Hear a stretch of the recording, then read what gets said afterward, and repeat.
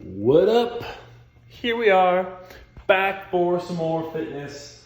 So for tomorrow, guys, Thursday, we are going to do, for a 6-minute warm-up, you're going to do 6 hang muscle snatches, followed by 6 bent over rows, 6 box jumps, and then 6 glute bridges with a 2-second hold at the top of every single rep.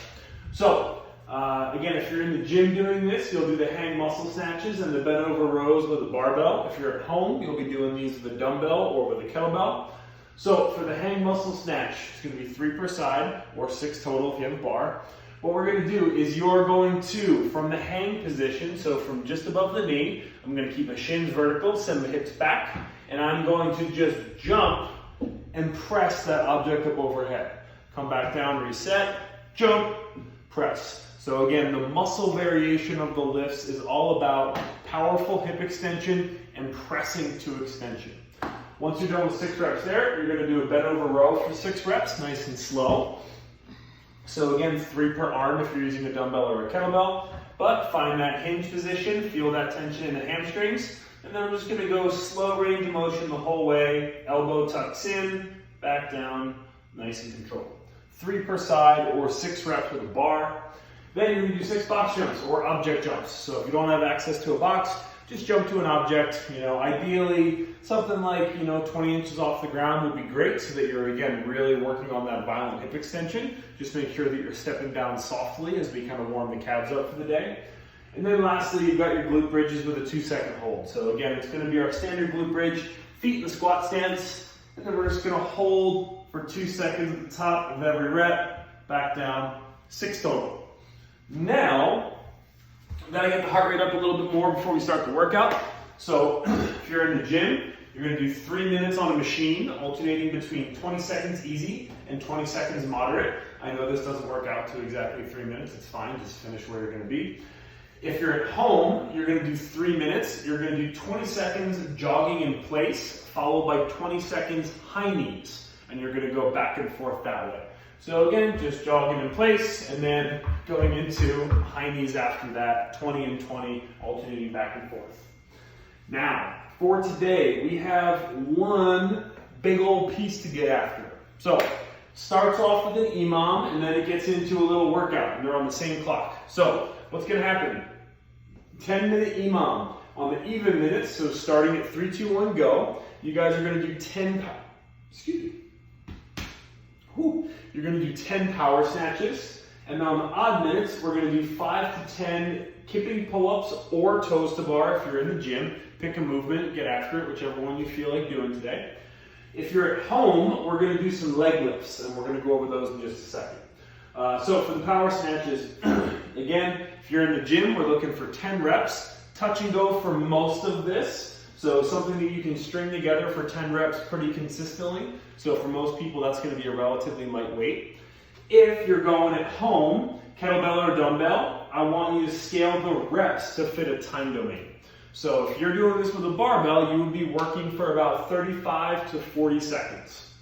So if you're at home, depending on your weight, I want you to scale the number of reps to fit 35 to 40 seconds. So 10, that might do it for some people, but if your dumbbell or your kettlebell is a little lighter, you might have to up the reps a little bit, or if it's a little heavier, you might have to drop the reps a little bit. So again, 35 to 40 seconds of snatches, alternating arms every single time. So 1, back down to the ground. 2, remember that snatching, it is a leg-driven exercise. The arms are just kind of following through. So when I get set up, I'm set and I'm engaged into my glutes, into my hamstrings, so my chest is relatively upright. Object on the ground, and then I get to here, and it's all about using that drive into the floor to help get the weight up overhead. So again, use the hips, not the arms. Now, again, if you're in the gym, on the other minute, you're going to do kipping pull-ups or toes to bar. If you're at home, we're going to do some leg lifts. So the leg lifts, there's a couple ways to do these, there's a couple ways to make them harder. So number 1 is just to do them over an object, and it could be something relatively small or relatively easy to get over. So what we're going to do this is not working. Okay. So what we're going to do is we are going to do again let's say about 30 seconds worth of work. So 30 seconds worth of leg lifts. So pick a rep that kind of fits in there for you. But what we're gonna do is we're gonna do the leg lift variation where we have our hands around our thighs somewhere. Again, around the knees is going to be very challenging. Leaning back a little bit is gonna make it a little bit easier. But what we're gonna do is we're gonna go up and over our object, touch to the other side, back. And you're gonna go working for 30 seconds. And again, there's two ways to make that harder. Option one is hands around the knees instead, so hands here. It's gonna make it a lot more intense on your midline. Or you can increase the height of the object. So you can have an object that was taller and required you to get over it a lot, higher every single time. So there's a couple ways to make that more challenging, but it's up to you guys. Find a variation that works for you. That's gonna be the the movement for the other minute. Now, that's an EMOM for 10 minutes, back and forth. At the 10-minute mark, so immediately following your last set of leg lifts, you're gonna do 25 cals on a machine, 50 burpees, and then 25 cals on a machine again. So it's a relatively fast workout, keeping in mind that we're already under a good bit of fatigue because we've already done 50 plus or minus snatches. We've already worked the core a lot. So again, we're going into this under some serious fatigue. If you don't have a machine at home, here's what you're gonna do. You're gonna start off with, instead of 25 cals, you're gonna start off with 25 box jumps. So find an object to jump to, again, ideally something around 20 to 24 inches, but we're looking for something explosive that's gonna spike your heart rate. So you're gonna do 25 box jumps to start.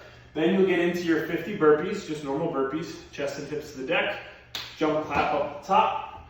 And then we're gonna finish with 50 mountain climbers from a high plank. So again, your first 25 machine calories are box jumps, 50 burpees, and then 50 mountain climbers, 25 per leg to finish the workout. And then you are done. After that, our accessory work, we got 5 sets. We're gonna do 10 slow banded pull-aparts if you're in the gym or if you happen to have access to a band.